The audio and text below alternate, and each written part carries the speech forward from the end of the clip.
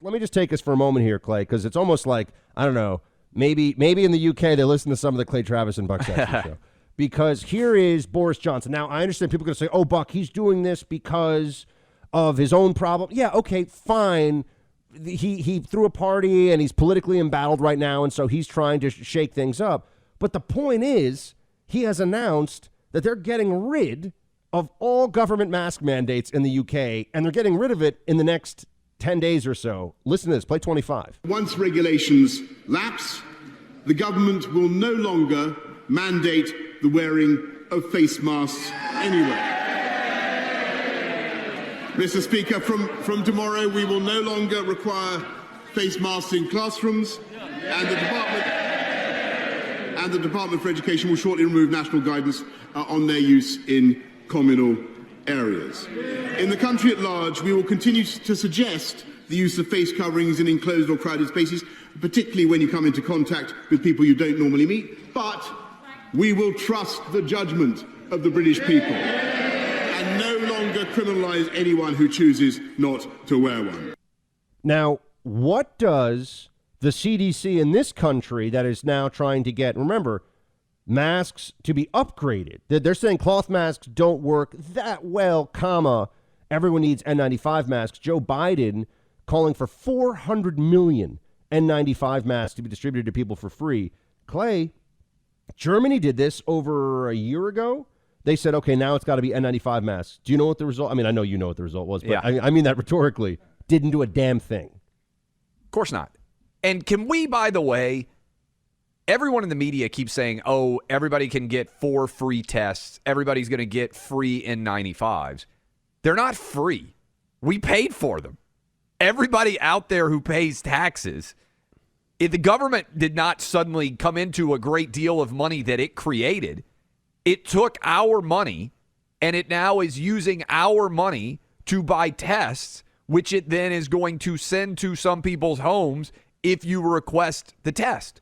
The bigger issue here, other than the fact that it's not actually free, we all paid for it, at least those of us who pay taxes, which, by the way, federal income taxes are only paid by about half of the United States government, by United States citizens. Most people don't ever talk about that, but only about half of people actually pay federal income tax. The rest are getting redistributed funds from the 50% of us that pay. But Buck, this is doubling, tripling, quadrupling down on a failed policy that doesn't work. I feel like we are in Groundhog Day, where we're coming back into March and April and May of 2020 when everybody is suddenly saying, wear masks and test, as if that's going to lead us out of the COVID experience. The vast majority of people out there are not suddenly going to solve their issues in the country by having masks that they have access to in N95s or by being able to test for whether or not they have COVID. And by the way, the most anxious among us for tests, they're going to go through in the first day that they get them, and then they're going to have to go back out and buy another 20 because testing that you don't have COVID on one day, it doesn't mean that you don't have it on the next day. Here's speaking to this issue. Remember, I mean, how is it, Clay, that in June of 2020, people like you and me are going around saying that Test and Trace, which was an official program in New York City, was a joke? And I knew it was a joke because they kept saying, and I'm being serious, folks, I want you to think about this. The city health authorities in New York were suggesting that Test and Trace for COVID starting in June of 2020. So meaning they're going to find everyone you've been in contact with an aerosolized virus, track them down and get them to test. And this is how we're going to stop the virus. Their precursor, if you will, or the analogous situation they used was STD tracing. Yeah. For which a lot of us said, are you public health authorities a bunch of morons? And of course, the answer to that question was yes. But here is Dr. Jonathan Reiner, who he's probably some, blah, blah, was part of some, I don't know, FDA, CDC or something. He's going on TV, one of these blue check MD types, who's saying that testing is critical for a return to normal. Play 14. Going forward, yes, I think tests are a critical tool to help us get back to normal. It's how we are going to be able to understand whether that tickle in your throat is just a tickle in your throat or whether it's COVID and whether you need to stay home. It's a tool to allow you to go visit your friends on Saturday night, which is what we and our friends did before we met this past weekend.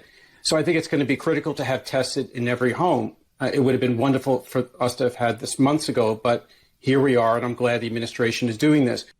Okay, so just first of all, the kissing up the administration, that's an abject failure on testing, and we all know it is a joke. Yeah, this guy is a CNN medical analyst, professor of surgery at, Clay, I'm sorry to say, I think it's GW. Oh, no. Well, but anyway, GW's gone off the rails for a while so now. so is Amherst. They're overrun with commies, so we got that in common.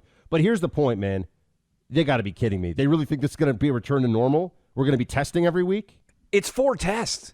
So even the example he uses, first of all, if you are testing yourself to see whether you can hang out with a friend, you are such a huge loser that you need to actually examine many different aspects of your life, okay? If you feel well enough to hang out with a friend, go hang out with a friend. The idea that you're showing up and swabbing your nostrils and checking to see whether or not you can hang out with a buddy or not, I mean, be a bigger loser. I'm not sure that it's possible.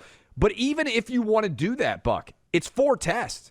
So if you and your wife are going to hang out with somebody else and their wife, you're using 2 tests on that one trip, right? And then if you're going to go hang out with somebody else and go watch a movie or go have a beer, that's another test, and then you're done. So are you saying that you need to buy hundreds of tests to be able to determine whether you can go out into the public in any kind of way? Because that's the precedent that he's setting, which is when you do anything social, you need to be testing yourself beforehand. Are you going to test daily?